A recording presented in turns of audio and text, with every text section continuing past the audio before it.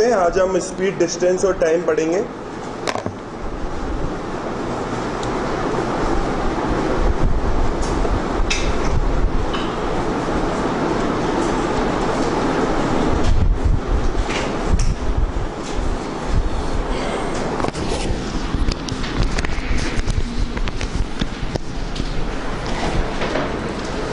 तो पढ़ना स्टार्ट करते हैं इसको।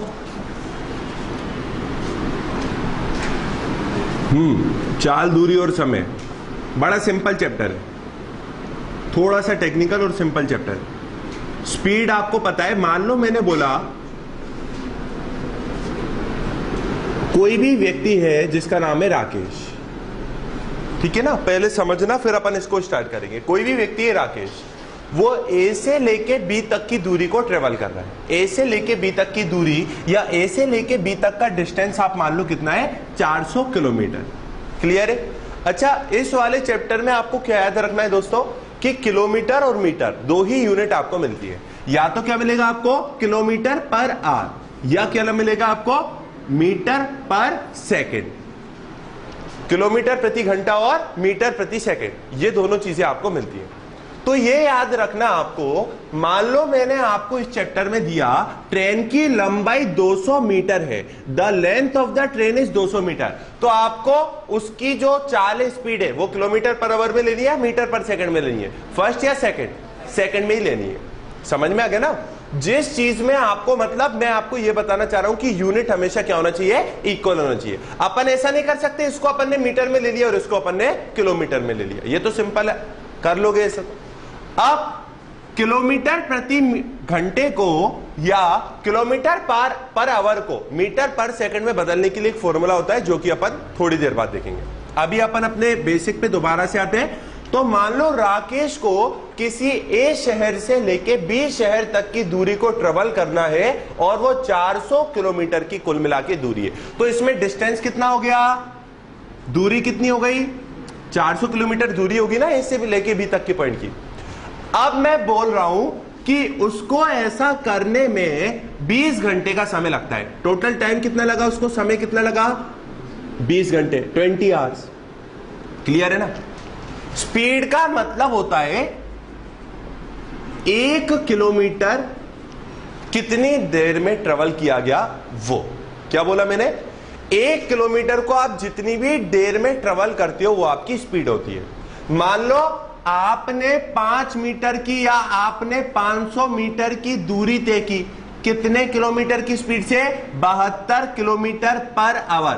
तो आप क्या बोल रहे हो, अगर आप 1 घंटे तक इसी स्पीड से चलते रहे तो आप कितने किलोमीटर ट्रेवल कर लोगे, 72 किलोमीटर ट्रेवल कर लोगे। 60 किलोमीटर पर आवर का मतलब क्या हो गया, अगर आप 1 घंटे तक चलते रहे इसी स्पीड से तो आप कितनी दूरी तय कर लोगे, 60 किलोमीटर की दूरी तय कर लोगे।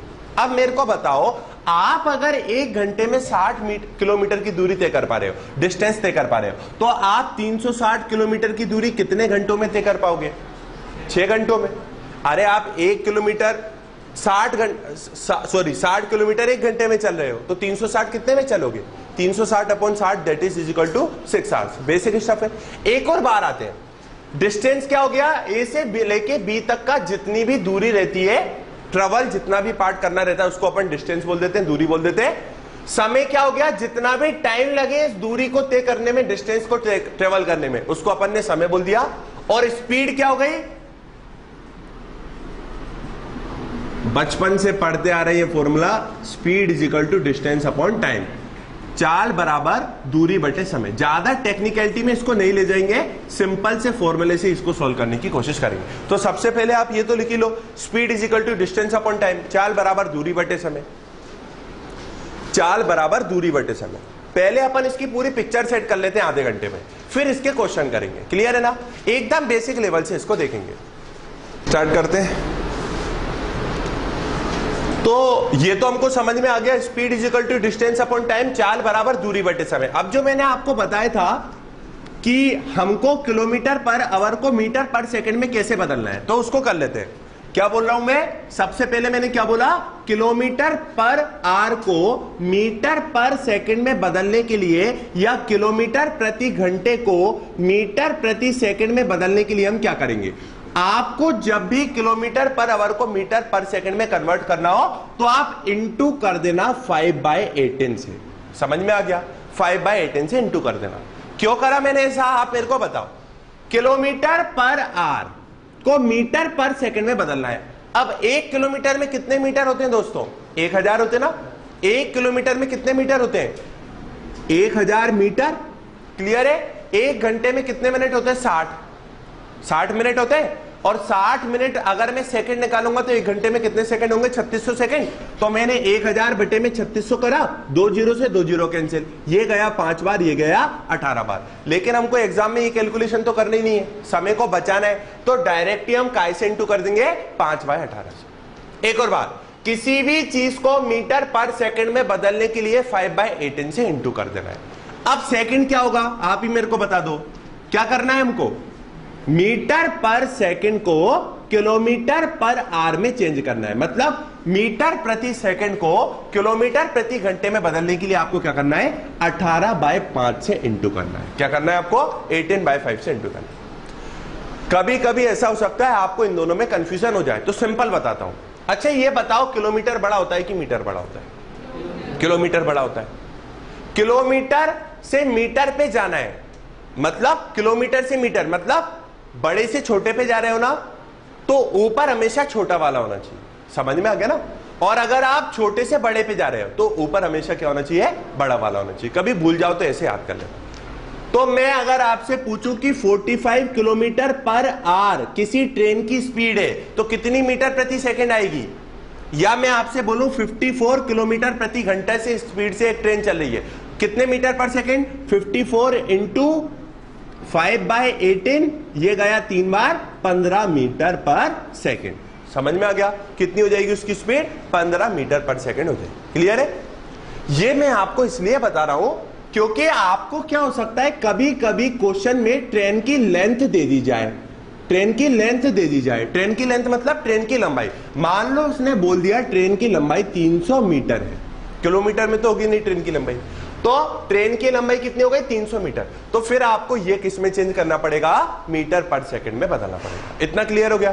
तो अभी तक हमने स्पीड का मतलब देख लिया, डिस्टेंस का मतलब देख लिया, टाइम का मतलब देख लिया, उसके बाद हमने किलोमीटर पर आवर को मीटर पर सेकंड में कैसे बदलना है और उसका उल्टा ये भी देख लिया।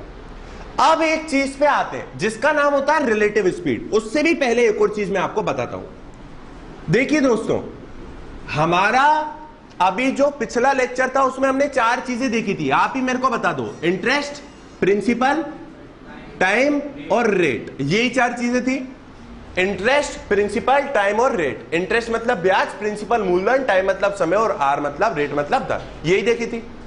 इन 4 में से आपको 3 पता होनी थी तो चौथी अपने आप निकल जाती। इसमें हम क्या क्या टर्म्स देखने वाले हैं? स्पीड, डिस्टेंस और टाइम, 4 दूरी और समय। तो आपको कुछ भी कितनी चीजें पता होना चाहिए आप मेरे को बता दो? 2। अगर मैं बोलूं अब इसमें मैं आपको सोचना, मैंने आपको मान लो स्पीड दे दी, मैंने आपको डिस्टेंस दे दिया, तो टाइम निकाल लोगे क्या?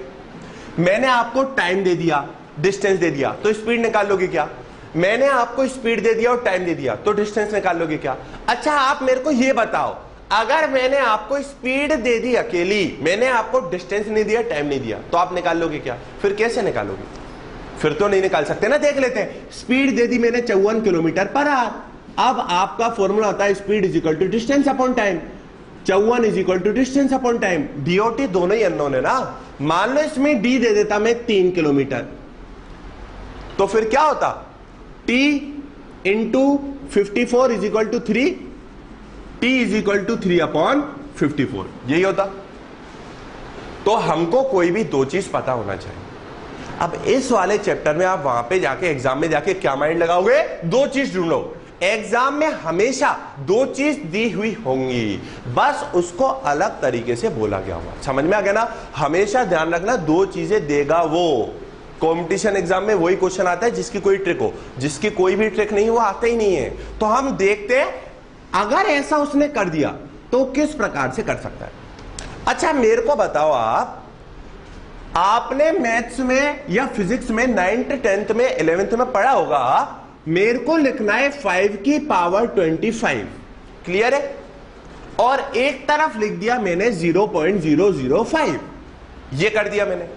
तो आप लोग शायद कुछ ऐसे ही लिखते होगे 5 की पावर 25 और नीचे लिखते होगे हेंस नेग्लेक्टेड। यस और नो? यही करते हो ना, क्योंकि 5 की पावर 25 0.005 से भयंकर बड़ा है, इसलिए अपन इसको नेग्लेक्ट कर सकते हैं। समझ में आ रहा है ना? इसको अपन क्या कर देंगे? नेग्लेक्ट कर देंगे। मतलब किसी बड़ी दूरी को आपने देखा और आपको पॉइंट सेंटीमीटर की बात की गई, तो आप उसको क्या करोगे? नेग्लेक्ट कर दोगे। मतलब क्या? आप मेरे को यह बताओ दोस्तों, सिंपल लेवल से समझेंगे एकदम। ये ट्रेन है, हालांकि ऐसा दिखता नहीं है लेकिन मान लो, क्लियर है?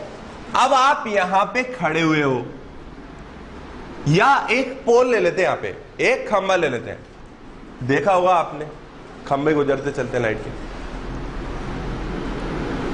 क्लियर है? मैं आपसे यह बोल रहा हूं, ये ट्रेन जब इस खंबे को पार करेगी, आप ही मेरे को बताना, एकदम आपको विजिबल कर दिया, सिंपल कर दिया, ये ट्रेन जब इस खंबे को पार करेगी तो कितना दूरी ट्रेवल करेगी, कितनी डिस्टेंस ट्रेवल करेगी? कोई भी इंटेलिजेंट सा आंसर मेरे को दे दो। बस सिंपल है। अरे ये ट्रेन इस खंबे को पार करने में कितनी दूरी ट्रेवल करेगी? जितनी इसकी लेंथ है। बताओ यस और नो? अगर कोई भी एक पतला सा पोल यहां पे है और इस ट्रेन को इस पोल को पार करना है, तो कितनी दूरी ट्रेवल करेगी? ये उसकी लेंथ के बराबर। क्यों? आप मेरे को बताओ, क्या पार इसी सिचुएशन में करेगी? क्या हो गई? क्या पार हो गई? क्या पार? पोल पार हो गया ना, इसने कुल कितनी दूरी ट्रेवल करी? इसकी लेंथ के बराबर ही ना। यस और नो? प्रैक्टिकल समझ में आ रहा है कि नहीं आ रहा? तो कोई भी ट्रेन जब भी किसी पोल को पास करे, या जब भी किसी आदमी को, मैन भी नेग्लिजिबल ही रहेगा ना। अब आप सोचो, आप ऐसे में बात कर रहे हो, ब्रेड्थ में बात कर रहे हो, समझ में आ रहा है? मतलब लेंथ ट्रेन की हो गई, हमारी ब्रेड्थ हो गई, तो ट्रेन की लेंथ देखिए अपन, उसकी तुलना में हमारी ब्रेड्थ बहुत कम हो जाएगी ना, तो हम उसको नेग्लेक्ट करेंगे। क्लियर हो गया? एक और बात, तो जब भी ट्रेन किसी पोल और किसी आदमी को पार करती है तो कितना डिस्टेंस ट्रेवल करती है? खुद की लंबाई के बराबर। क्लियर हो गया यहां तक? कोई दिक्कत? अब अगले पे आ जाओ, लिख भी लेंगे, अभी समझ लेते हैं। मतलब मान लो मैंने आपको एक क्वेश्चन दिया दोस्तों, फॉर्मूला क्या है? Speed, distance, time. यस और नो? दो चीजें पता करनी है। मैंने आपको दिया एक 200 मीटर लंबी ट्रेन, क्या बोला मैंने? एक 200 मीटर लंबी ट्रेन जो कि 54, या एक 300 मीटर लंबी ट्रेन, 300 मीटर लंबी ट्रेन। क्लियर है? कितनी स्पीड से चल रही है? 54 किलोमीटर पर आवर। स्पीड क्या होगी इसकी? 54 किलोमीटर प्रति घंटा। एक और बात, एक 300 मीटर लंबी ट्रेन जिसकी चाल या स्पीड 54 किलोमीटर प्रति घंटा है, वो एक पोल को पार करने में कितना समय लेगी? ये क्वेश्चन है। अब आपको स्पीड दे दी इसमें कितनी? 54 किलोमीटर पर आवर। डिस्टेंस बोलो कितना? 300 हो गया ना। डिस्टेंस कितना हो गया? 300 हो गया ना, अभी तो हमने पढ़ा है। तो अब हमको, आपको समझ में आ रहा है ना, मतलब वो कैसे घुमा के दे सकता है। अब अपना डिस्टेंस कितना हो गया? 300 मीटर। क्या कर दूं इसको मैं? 15 मीटर पर सेकंड कर दूं क्या? अभी निकाला था अपन ने, याद हो तो आपको। 15 मीटर पर सेकंड कर दूं इसको? वेरी गुड, 15 मीटर पर second. Speed is equal to distance upon time, time is equal to distance upon speed, time is equal to 300 upon 15, that is equal to 20 second. मतलब कितने सेकंड में पार कर लेगी वो? 20 सेकंड। क्लियर हो गया? तो ये है इसका बेसिक मतलब। आप लिख लो, जब भी कोई ट्रेन, लिखिए, जब भी कोई ट्रेन किसी पोल को, जब भी कोई ट्रेन किसी पोल को या किसी मैन या आदमी को पार करती है, तो डिस्टेंस कितना होता है ट्रेवल करती है वो? Distance is equal to the length of the train. Distance कितना हो गया? The length of the train. अच्छा, दो केसेस, तीन, पहले केसेस सुन लो, पहले आप ये लिख लो फिर केसेस सुन लेना। क्या लिखा हमने? जब भी कोई ट्रेन किसी पोल को पास करेगी या किसी आदमी को पास करेगी तो कितना डिस्टेंस या कितनी दूरी तय करेगी? खुद की लंबाई के बराबर। क्लियर हो गया? अच्छा आप मेरे को बताओ, यहां पे पोल और मैन स्टेशनरी थे। क्या थे? स्टेशनरी, मतलब स्थिर थे। समझ में आ गया? पोल एक जगह फिक्स है और आदमी को भी हमने फिक्स ही मान लिया। अगर आदमी आगे बढ़ता रहेगा तो फिर कैसे कैच हो पाएगा वो? फिर तो उसमें टाइम लग सकता है ना। अब एक केस तो ये हो गया, दूसरा केस क्या हो सकता है वो सुनो। ये वाला समझ में आ गया? हटा दूं? अभी इसको हटा देंगे, पहले समझ लो दूसरा केस क्या हो गया। अभी ये याद रखना कि पोल और मैन दोनों अपन नेग्लेक्ट कर सकते थे क्योंकि वो बहुत छोटे थे उसके कंपैरिजन में, लेकिन एक बड़ी ट्रेन आ गई तो क्या होगा? ये दूसरी कंडीशन हुई। तीसरी कंडीशन क्या हो सकती है? एक बड़ा सा ब्रिज आ गया 150 मीटर का, तो क्या होगा? तीन कंडीशन समझ में आ गई। पहली कंडीशन क्या? ये सिंपल वाली नेग्लेक्ट। दूसरी कंडीशन क्या? बड़ी सी ट्रेन। तीसरी कंडीशन क्या? ब्रिज। अब पहले तीसरी कंडीशन समझो। तीसरी कंडीशन में ब्रिज स्थिर रहेगा या चलेगा? स्टेशनरी रहेगा या स्टेशनरी रहेगा? तो फर्स्ट और थर्ड कंडीशन में हमारी वस्तुएं क्या हो गई? स्टेशनरी। क्लियर है? दूसरी पे आओ। अब दो ट्रेनें हैं, हो सकता है पहली ट्रेन चल रही हो, दूसरी रुकी हुई हो सकता है पहली ट्रेन इधर से आ रही हो, दूसरी ट्रेन इधर से आ रही हो, और दोनों ही चल रही हो सकता है दोनों ट्रेन इसी डायरेक्शन में चल रही हो। समझ में आ गया आपको? क्लियर हो गया? तो उस वाले में अपने को काम आएगी रिलेटिव स्पीड। क्लियर है? उस वाले में हम क्या देखेंगे? सापेक्ष चाल, रिलेटिव स्पीड। क्लियर तो हो गया ना कंसेप्ट? सेकंड वाले पे पहले आते हैं, पहले थर्ड वाले पे आते हैं। क्या बोला मैंने? समझना है, अभी लिखना नहीं है, बहुत सारे क्वेश्चन कर लेंगे हम इसके। तो अभी मैंने आपसे क्या बोला? जब ट्रेन किसी ब्रिज को पार करे या दूसरी स्टेशनरी ट्रेन को पार करे। तो पहले हम ब्रिज ले लेते हैं। मान लो ये है ब्रिज। अब आप ही मेरे को जरा दोस्तों देख के बताओ, क्या मैं ट्रेन की तुलना में इस ब्रिज को नेग्लेक्ट कर सकता हूं क्या? बताओ। क्योंकि ये तो बहुत बड़ा हो गया ना, तो नेग्लेक्ट कैसे करूंगा मैं? वही समझते हैं, 5 की पावर 25 है और 5 की पावर 10 है, तो अब नेग्लेक्ट थोड़ा हो सकता है। ये भी अपने आप में एक अच्छी खासी वैल्यू है। तो आप मेरे को सोच के बताना, अगर ब्रिज की लेंथ 150 मीटर है, कितनी है ब्रिज की लंबाई? 150 मीटर है। क्लियर हो गया? स्पीड कितनी है ट्रेन की? दोबारा से 54। अपन को तीन चीजें चाहिए। क्या क्या चाहिए? Speed, distance, time. स्पीड कितनी हो गई? 54 किलोमीटर पर आवर। डायरेक्ट ही 15 मीटर पर सेकंड लिख दूं क्या? वेरी गुड, 15 मीटर पर सेकंड। डिस्टेंस कितना होगा? सोच के आप प्रैक्टिकली सोचो ना, प्रैक्टिकली सोचो कितना होगा? 450 होगा? 150 प्लस 300। ऐसा क्यों? प्रैक्टिकली देखते हैं। अब इनको सबको मैं मिटाता हूं। ट्रेन ने चलना स्टार्ट कर दिया, ये ब्रिज का स्टार्टिंग पॉइंट है। देखो, ब्रिज का स्टार्टिंग पॉइंट है, ब्रिज का एंड पॉइंट है। तो आप मेरे को बताओ, ब्रिज को ट्रेन कब पार कर लेगी? जब ट्रेन इस पॉइंट पे आ जाएगी तभी पार हो जाएगी ना ब्रिज। यस और नो? ब्रिज को पीछे छोड़ेगी तभी तो पार होगा ना। तो मतलब ट्रेन पहले एक ऐसी सिचुएशन में आएगी, यहां पे ये पूरा ब्रिज कवर हो गया, फिर आगे चलना स्टार्ट करेगी, आगे चलना स्टार्ट करेगी, आगे, और पार कब हो जाएगा दोस्तों? इस कंडीशन में पार हो गया क्या? इस कंडीशन में ब्रिज पार हो गया। अब आप मेरे को बताओ, कुल मिला के ट्रेन ने कितनी दूरी तय करी? एक तो ये 150 मीटर और ये पूरी ट्रेन आगे चली गई, तभी तो होगा ना। अगर मान लो ये ट्रेन बीच में रही तो फिर पार थोड़ा हुआ है। खुद की लेंथ को छोड़ना पड़ेगा इसको आगे की तरफ, खुद की लेंथ को इसको आगे की तरफ छोड़ना पड़ेगा, तभी वो पार होगी। तो दूरी कितनी हो गई आपकी? 450 मीटर। समझ में नहीं आया तो सिंपल सी ट्रिक याद कर लो। जब दो बार लंबाई दी हो, दोनों को जोड़ना है। पोल की लंबाई दी थी क्या? आदमी की लंबाई दी थी क्या? नहीं दी तो मत जोड़ो, दी है तो जोड़ दो। समझ में आ गया? कर लोगे? एक क्वेश्चन कर लो, चलो यही वाला कर लो। स्पीड कितनी है दोस्तों? 54 किलोमीटर पर आवर। अब आप इससे करके देख लो जरा, 450 अपॉन 15 कितना हो रहा है? डायरेक्ट बोलो 30 सेकेंड। यस और नो? उसको क्या कर रहे हैं उसमें?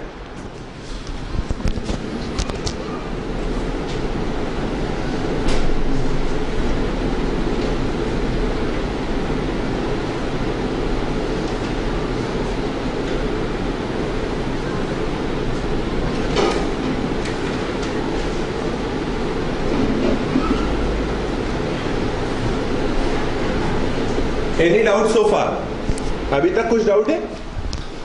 तो इसको आप लिख लो पहले, फिर इसको बनाना। लिखिए, whenever a train crosses a platform.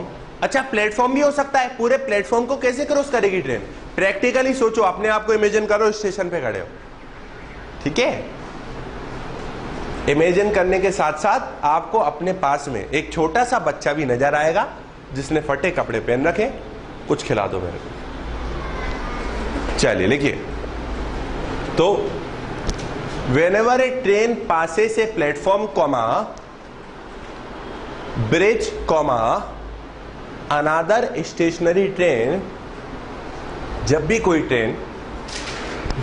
Train किसी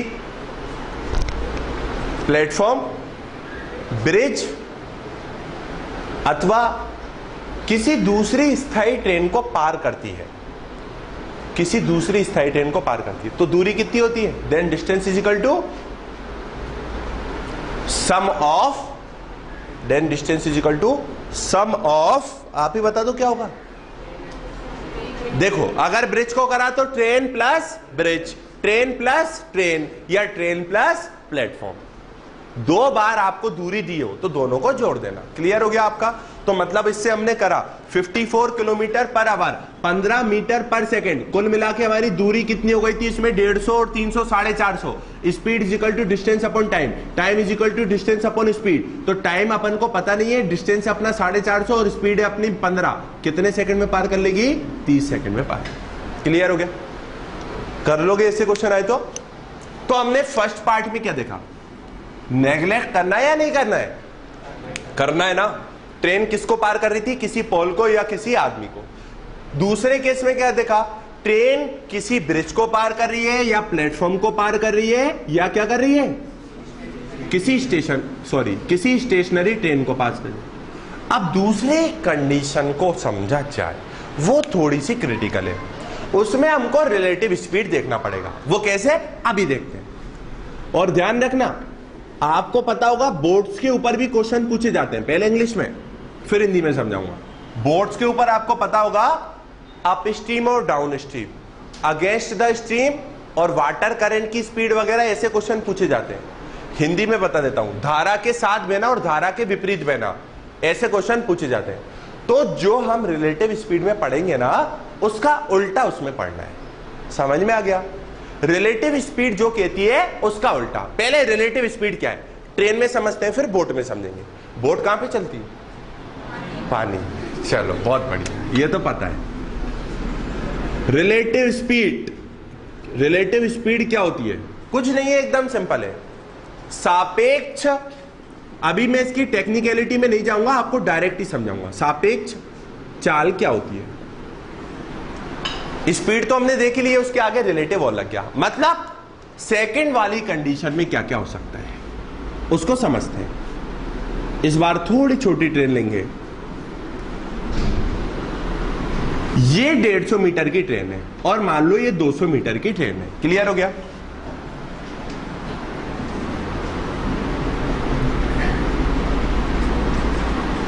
इंडियन रेलवे, चलो ठीक है। ये 150 मीटर की ट्रेन है और ये 200 मीटर की ट्रेन है। क्या हो सकता है? ये इस डायरेक्शन में जाए या इस डायरेक्शन में जाए। ये वाली इस डायरेक्शन में जाए, दोनों चल रही है, और ये वाली इस डायरेक्शन में आए। क्लियर है? स्टेशनरी तो वाला हमने देख ही लिया, मतलब ये ट्रेन चल रही है और ये ट्रेन नहीं चल रही है, वो तो देख ही लिया। अब ये इस डायरेक्शन में जा रही है, इस डायरेक्शन में, ऐसा हो सकता है, या दोनों ही इस डायरेक्शन में जा रही है। समझ में आ गया? आप मेरे को बताओ, ये दोनों ट्रेनें एक दूसरे को सबसे जल्दी कौन से केस में पार करेंगी? फर्स्ट वाला अपोजिट, सेकंड वाला साथ साथ। आप बताओ। अपोजिट वाले में जल्दी पार करेंगी ना, दोनों ही स्पीड से आ रही हैं, तो एकदम दोनों एक दूसरे को पार कर लेंगे। यस और नो? साथ साथ जा रही हैं तो समय लगेगा। और ऐसा भी हो सकता है, ऐसा भी क्वेश्चन आ सकता है, जब आंसर आपकी रिलेटिव स्पीड कितनी आ रही है? 0। रिलेटिव स्पीड कितनी आ रही है? 0। जब रिलेटिव स्पीड 0 आती है, इसका मतलब दोनों ट्रेनें एक दूसरे को कभी पार नहीं करेंगी अगर उसी स्पीड में चलती है। ये होता है रिलेटिव स्पीड का फंडा। क्या बोला मैंने? रिलेटिव स्पीड अगर 0 आ गई, कैसे निकालते हैं? सिंपल है, देख लेंगे। रिलेटिव स्पीड अगर 0 आ गई तो वो ट्रेनें एक दूसरे को कभी पार नहीं करेंगी। कैसे? अभी थोड़ी देर रुक जाओ। अच्छा, आप मेरे को बताओ दोस्तों, इसकी स्पीड मान लो कितनी है? 54 किलोमीटर पर आवर। ओके, इसकी स्पीड हो गई 72 किलोमीटर पर आवर, 72 किलोमीटर या 72 किलोमीटर प्रति घंटा। क्लियर है? रिलेटिव स्पीड या तो दोनों को जोड़ के निकालते हैं या माइनस करके। आप मेरे को बताओ इस केस में मैं जोड़ूंगा या माइनस करूंगा? अच्छा, आप मेरे को एक चीज बताओ, आपने क्या बोला? आपसे आपकी उससे बताऊंगा मैं। अच्छा, इन दोनों में कम समय लगेगा या ज्यादा? कम लगेगा। एक और चीज इंट्रोड्यूस कर रहा हूं, बहुत काम आएगी जीवन में और खटाखट क्वेश्चन होंगे। मैं आपको पहले ही समझा देना था, बताना भूल गया, आप समझा देता हूं। Speed is equal to distance upon time. Clear है? आप मेरे को बताओ, लिख भी देता हूं, चाल बराबर दूरी बटे समय, और इसको पूरा लिखेंगे हम ताकि रिवीजन थोड़ा अच्छे से हो जाए। Speed is equal to distance upon time. लोग बाग छोटी छोटी मिस्टेकें करते हैं, वो मैं आपको बता देता हूं क्या है। कभी कभी आप डेफिनेशन लिख रहे हो, मान लो पॉल्यूशन की, आप प्रदूषण की परिभाषा लिख रहे हो, तो लास्ट में इज कॉल्ड पॉल्यूशन। ये क्यों लिखें? क्योंकि हम पॉल्यूशन की परिभाषा ही तो पढ़ रहे हैं, इसको प्रदूषण कहते हैं। ये क्यों लिखें? सही बात है कि नहीं है? पॉल्यूशन की परिभाषा लिख रहे हैं तो इज कॉल्ड पॉल्यूशन। ये लिखना चाहिए। रिवीजन के समय आपका बहुत टाइम मैनेजमेंट हो जाता है। आप जब पढ़ते हो, रीडिंग करते हो, रिवीजन के समय आपको रीडिंग करना रहता है, तो आपको अपना माइंड लगाने की जरूरत नहीं पड़ती है। इज कॉल्ड पॉल्यूशन जब वहां पे देखोगे ना तो दिमाग में बैठता चला जाएगा। ये छोटी छोटी मेहनत के काम होते हैं, इनसे बचना नहीं चाहिए। आगे जाके आपका ये बहुत टाइम सेव करते हैं। अभी इसलिए मैंने पूरा लिखा है, तो एक एक चीज लिखा करो क्लास में, क्योंकि ये बात नहीं है आपको समझ में आ गया। बात ये है, जब आप रिवीजन करोगे आपका काम 100% आसान हो जाएगा। आपको वैसे याद रहेगा जैसा मैंने क्लास में समझाया था। क्लियर है? अब आप मेरे को बताओ, speed is equal to distance upon time. क्या आप इसको समझते हो? क्या आर टी कुछ भी चीज नहीं है, मैंने दो वर्ड ले लिया, आर टी। आर प्रपोर्शनल है टी के, आर सम अनुपाती है टी के। मतलब क्या है? अगर आर बढ़ेगा तो टी बढ़ेगा, अगर टी बढ़ेगा तो आर बढ़ेगा। ये सुनो, क्लियर हो गया? Are inversely proportional to T. इसका मतलब क्या होगा? अगर आर बढ़ेगा तो टी घटेगा और टी बढ़ेगा तो आर घटेगा। आर डायरेक्टली प्रोपोर्शनल है टी के, दोनों बढ़ेंगे एक साथ या दोनों घटेंगे एक साथ। आर इनवर्सली प्रोपोर्शनल है, ये तो समझ में आ गया ना? क्लियर है? अब आप मेरे को बताओ दोस्तों, स्पीड और टाइम क्या है? Inversely proportional. मतलब स्पीड अगर, समझाऊंगा प्रैक्टिकली भी, स्पीड अगर बढ़ेगी तो टाइम कम लगेगा ना, और टाइम अगर ज्यादा लगेगा करने में तो स्पीड घटेगी। मान लो आपकी स्पीड 50 किलोमीटर प्रति घंटा है, ये हो गई स्पीड। आपको टोटल ट्रेवल करना है, या मैं ले लेता हूं 40 किलोमीटर पर आवर। आपको टोटल 160 किलोमीटर ट्रेवल करने हैं, 160 किलोमीटर की दूरी ट्रेवल करनी है। और दूसरे केस में मैंने स्पीड बढ़ा दी, 80 किलोमीटर प्रति घंटा कर दी, और आपको अभी भी कितने करने? 160 किलोमीटर। 40 किलोमीटर प्रति घंटे में 160 किलोमीटर कितने घंटे में पार करोगे? 4। कितने घंटे में? 2। तो जब आपने स्पीड बढ़ाई टाइम कम हो गया ना, और जब आप टाइम बढ़ाओगे स्पीड कम हो जाएगी। कुल मिला के क्या बताना चाह रहा हूं? Speed is inversely proportional to time. Clear है? एक और चीज देखते हैं, speed is directly proportional to distance. मतलब चाल दूरी के डायरेक्टली प्रोपोर्शनल। क्लियर हो गया? याद रहेंगे ये दोनों चीजें। अच्छा, एक चीज पूछता हूं, सिंपल सी चीज। अगला क्वेश्चन, मतलब आने वाले क्वेश्चनों में ये क्वेश्चन है, और ये 100% बोनस क्वेश्चन है। आप मेरे को बताओ, अगर मैंने बोला स्पीड 4/5x है, क्या बोला मैंने? स्पीड कितनी है? 4/5x। मैंने डिस्टेंस नहीं दिया, डिस्टेंस कितना होगा? 5/4x। यस और नो? समझ में आ गया ना? मान लो किसी क्वेश्चन में मैंने आपको स्पीड दे दी 4/5x, और आपको करना है उसमें डिस्टेंस फाइंड, तो डिस्टेंस कितना हो जाएगा? इसका उल्टा। आपने तो बोला इनवर्सली प्रोपोर्शनल, तो ये आपको कनेक्शन आना चाहिए। क्लियर हो गया? बढ़े आगे और अंदर घुसते चले जाएंगे। अभी तक हमने क्या पढ़ा इसको भूलो, कंफ्यूज मत हो। अभी तक जो पढ़ा हमने उसको रिवाइज करते हैं। सबसे पहली चीज क्या पढ़ी है? सबसे पहले हमने स्पीड, डिस्टेंस, टाइम देखा। उसके बाद किलोमीटर पर आवर को मीटर पर सेकंड में कैसे बदलना है। उसके बाद मीटर पर सेकंड को किलोमीटर पर आवर में कैसे बदलना है। उसके बाद हमने देखा ट्रेन किसी पोल को या आदमी को पार कर रही है। उसके बाद हमने देखा ट्रेन किसी स्टेशनरी ट्रेन को पार कर रही है। उसके बाद आ गए हम रिलेटिव स्पीड पे। इसको मिटाते हैं, आप लिख लेना इसको। स्पीड डायरेक्टली प्रोपोर्शनल होती है टाइम के, सॉरी, स्पीड इनवर्सली प्रोपोर्शनल होती है टाइम के और डायरेक्टली प्रोपोर्शनल होती है डिस्टेंस के।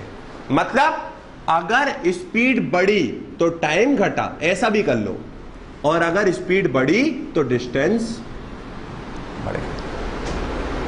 क्लियर है? एकदम प्रैक्टिकल चल रहे हैं हम, कुछ भी इसमें ऐसा नहीं पढ़ रहे हैं जो हमारे दिमाग को समझ में ना आए, क्योंकि इससे ज्यादा प्रैक्टिकल कुछ हो नहीं सकता और मैं समझा नहीं सकता। तो आप अपने टॉपिक पे दोबारा आते हैं, रिलेटिव स्पीड क्या होती है। उसके पहले एक और चीज बता देता हूं, आप ही मेरे को बताओ।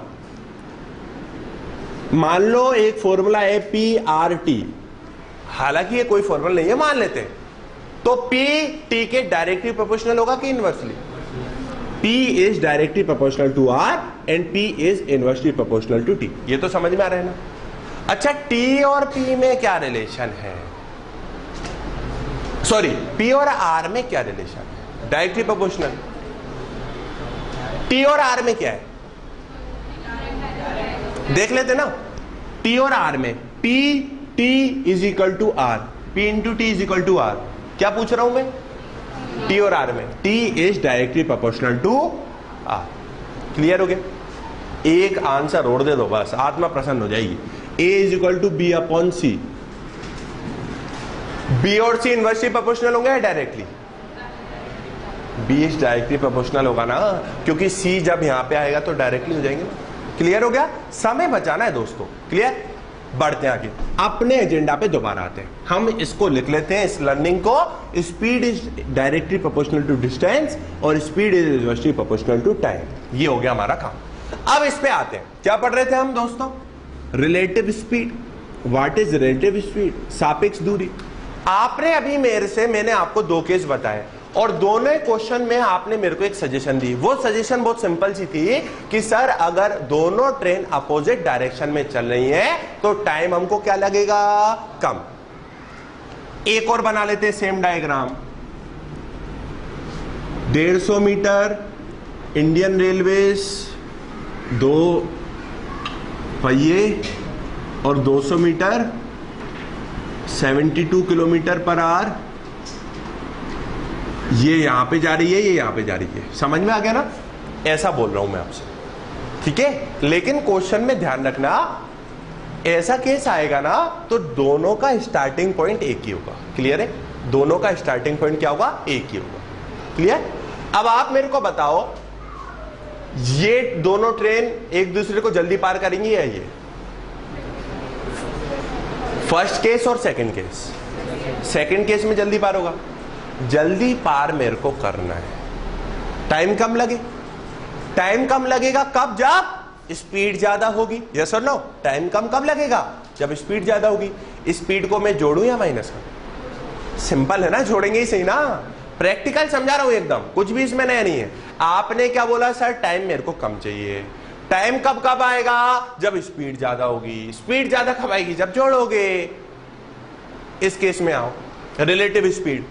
रिलेटिव स्पीड को आप प्लस करोगे या माइनस? डायरेक्ट बोलोगे। टाइम आपको ज्यादा लगेगा ना।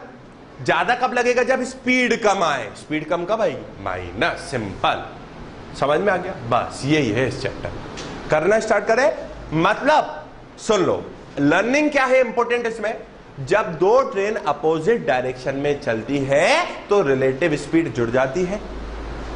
जब 2 ट्रेन सेम डायरेक्शन में चलती है तो रिलेटिव स्पीड क्या आती है? माइनस करके। लिख लो,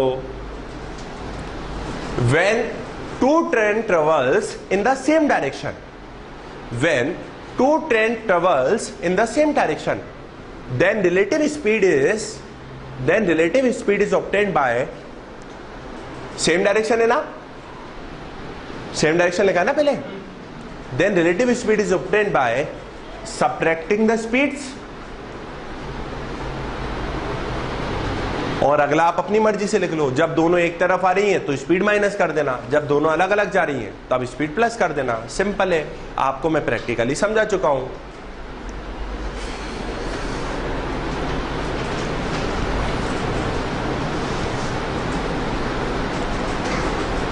एक और बार रिवाइज कराओगे? चलो करा दो। यहां पे देखो, मान लो स्पीड 54 किलोमीटर पर आवर है या 54 है, तो टाइम कितना होगा? 1/54 होगा ना। ये समझो, अभी इस लेवल पे समझो, या बाद में इंट्रोड्यूस कर देंगे इसको। क्लियर हो गया? तक कर लेंगे आप लोग अगर ऐसा क्वेश्चन आता है। अब क्या कर रहा है ये तो सुन लो, रिलेटिव स्पीड तो निकालनी, लेकिन होगा क्या उससे? इसी क्वेश्चन को करते हैं सबसे पहले। तो इसको मान लो ट्रेन 1, इसको मान लो ट्रेन 2। तीन चीजें होती हैं, बोलते चलो। क्या क्या? Distance, time, speed. रुक जाओ, डिस्टेंस कितना है? 2 बार दे रखा है, दोनों को जोड़ूंगा, बोल दिया आपसे मैंने, 150 प्लस 200 कितना हो गया? टाइम मेरे को पता नहीं है। अब मैं 2 स्पीड दे रखी है तो रिलेटिव स्पीड निकालूंगा। रिलेटिव स्पीड क्या आएगी? प्लस करके 72 और 54, 126 हुआ। क्या 126 हुआ? 126 किलोमीटर पर आवर। ये क्या है? पर सॉरी मीटर है नहीं, 126 को क्या आप उसमें बदल लोगे? क्या कैसे बदलोगे? 5/18 और 18/5। Very good. तो 5/18 से इंटू करके कितना आ रहा है? कितने मीटर पर सेकेंड?